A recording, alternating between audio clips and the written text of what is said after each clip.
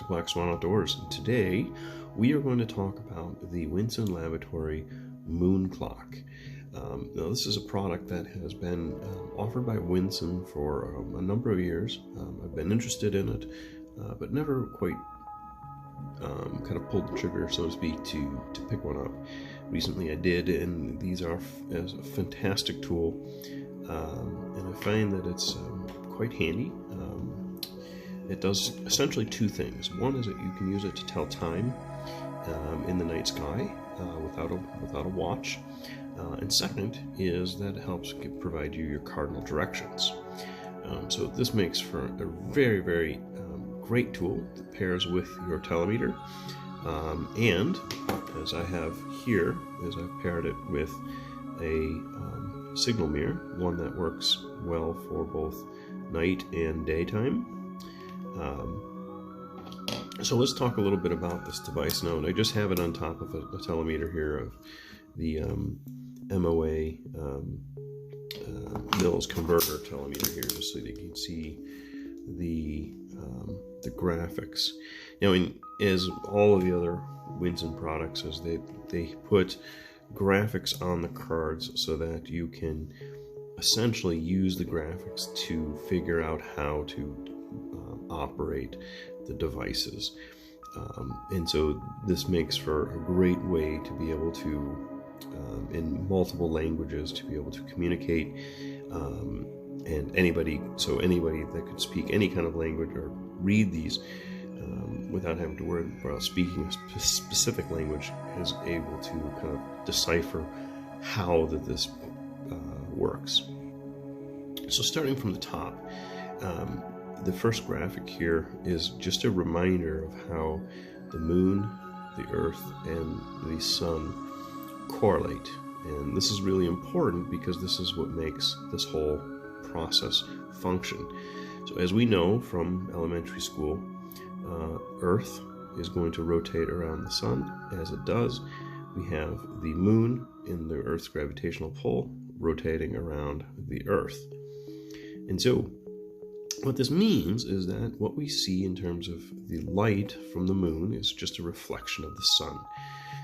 So if we can use the sun to tell time, we can also use then the moon in relation to the sun. So for everything that we talk about here is going to be in terms of equinox, where the sun rises at 6 and sets at 6 o'clock, okay? And the sun will be at its zenith at noon. All right, which here is what this graphic here depicts. So the sun rises at noon, sets at 6, right? At midnight here is at its highest, okay? And then, which is low on the sine wave here because it's behind the earth. And then here it is, the sun coming back up at 6 o'clock. All right, so now that we know what this means, okay, we can now start to tell our time by observing the pattern or the phase of the moon. So all we have to do is find out, look at the moon, observe the moon, and find out what kind of pattern or phase the moon is in.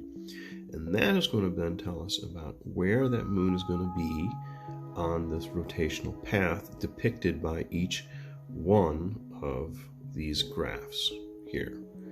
Okay, so we have the waning, waxing and waning moon. So waning meaning that it's receding, going into the new moon, and waxing meaning that it's waxing, or you can remember this is like Karate Kid, waxing on, right? It's coming on, so we're going into a full moon. So what we want to do is we wanted to look at the shape of the moon, and then determine based on the altitude of where it's at, and that is going to then tell us the time as it relates to 6 o'clock, noon, 6 o'clock, and noon, right? So if we can kind of infer where the moon is at here, then we can tell that time. So So for example, with this gibbous here, the moon is at its zenith right here at its highest. Okay, so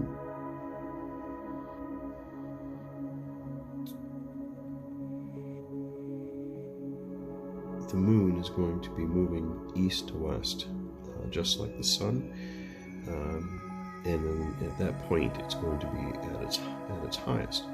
So then so from there we can determine, okay, is it closer to 6 o'clock? Is it in between 6 and noon? Is it 9 o'clock? And so on and so forth. So we can just kind of figure out kind of roughly what the time is based on what we know of when the sun is going, the moon, sorry, is going to be rising and lowering, and when it's at its peak. So the other night I took a picture of me using this clock, and the moon was a full moon. It was not quite at its zenith. It was around 11 o'clock. So here is where it was at. So it was not quite noon, but it was about 11 o'clock. So it was about here. Okay, so now the other thing that we can do with this is, aside from telling time, is telling our direction.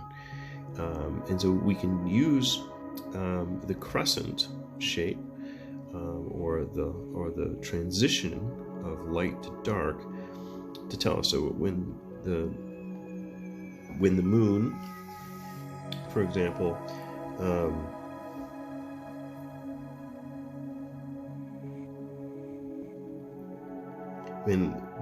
when the moon is creates a line here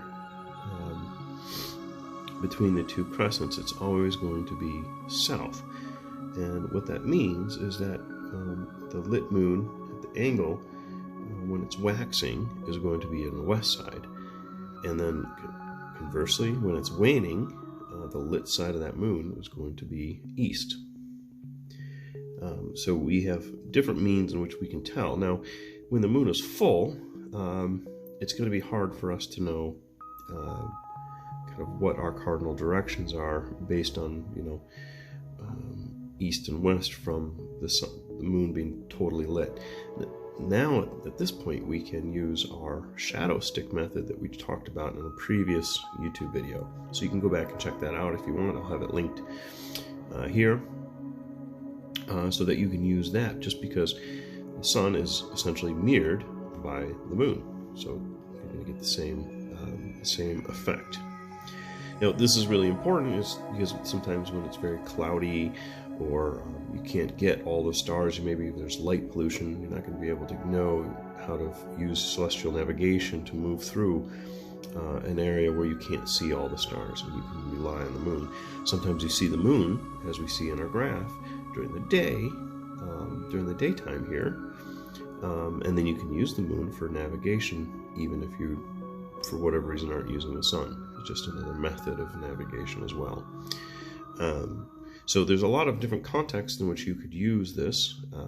If you don't have a watch, if you don't have a compass, you're stranded out in the middle of nowhere, all you have is a signal mirror and your moon clock or Wndsn telemeter. We've gone into great detail on how you can use your telemeter for survival situations. The moon clock too can be used for that.